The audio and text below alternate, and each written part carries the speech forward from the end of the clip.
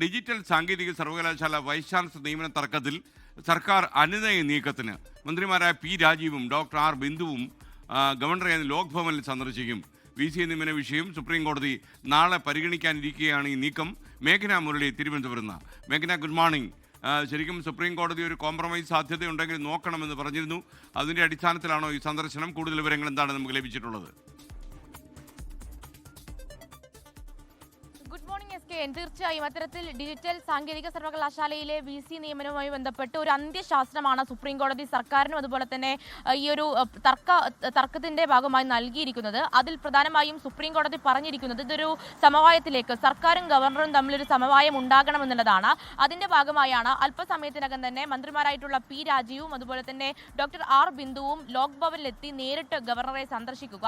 അതിൽ പ്രധാനമായൊരു നീക്കം എന്ന് പറയുന്നത് ഇതിൽ VC നിയമനവുമായി ബന്ധപ്പെട്ട ഒരു തർക്ക പരിഹാരം ഉണ്ടാകുന്നില്ലെങ്കിൽ, സമവായത്തിലേക്ക് എത്തുന്നില്ലെങ്കിൽ സുപ്രീം കോടതി തന്നെ ഇടപെട്ട് VC-മാരെ നിയമിക്കുമെന്നുള്ളതാണ് കഴിഞ്ഞ തവണ ഹർജി പരിഗണിച്ചപ്പോൾ സുപ്രീം കോടതി സർക്കാരിനും ഗവർണർക്കും കൊടുത്തിരുന്ന നിർദ്ദേശം എന്ന് പറയുന്നത്.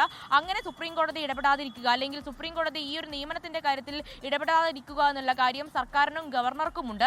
അതുകൊണ്ട് തന്നെയാണ് ഇത്തരത്തിലൊരു നീക്കം, ഒരു സമവായ നീക്കത്തിലേക്ക് സർക്കാർ നീങ്ങുന്നത് എന്നുള്ളത് തന്നെയാണ് അറിയാൻ സാധിക്കുന്നത്. അതിന്റെ ഭാഗമായാണ് അല്പസമയത്തിനകം തന്നെ ലോക് ഭവനിലെത്തി കാണുക. അതിൽ പ്രധാനമായും ഒരു നീക്കം എന്ന് പറയുന്നത് ആദ്യം തന്നെ നേരത്തെ തന്നെ മുഖ്യമന്ത്രിയും സർക്കാരും ഒരു സെർച്ച് കമ്മിറ്റിയുടെ നിർദ്ദേശപ്രകാരം ഒരു ലിസ്റ്റ് നൽകിയിട്ടുണ്ടായിരുന്നു. അതുപ്രകാരം അതിൽ ഡോക്ടർ സജി ഗോപിനാഥും ഡോക്ടർ C സതീഷ് കുമാറുമാണ് സർക്കാരിന്റെ പരിഗണനയിലുള്ളത്. പക്ഷേ ഗവർണർ അതിനെ കൃത്യമായും എതിർത്തു. ഗവർണർ പറയുന്ന ലിസ്റ്റ് പ്രകാരം ഡോക്ടർ സിസ തോമസും അതുപോലെ തന്നെ ഡോക്ടർ പ്രിയ ചന്ദ്രനെയുമാണ് സാങ്കേതിക ഡിജിറ്റൽ സർവകലാശാലയുടെ VC-മാരായി നിയോഗിക്കണമെന്നുള്ള ഒരു നിർദ്ദേശം വന്നിരിക്കുന്നത്.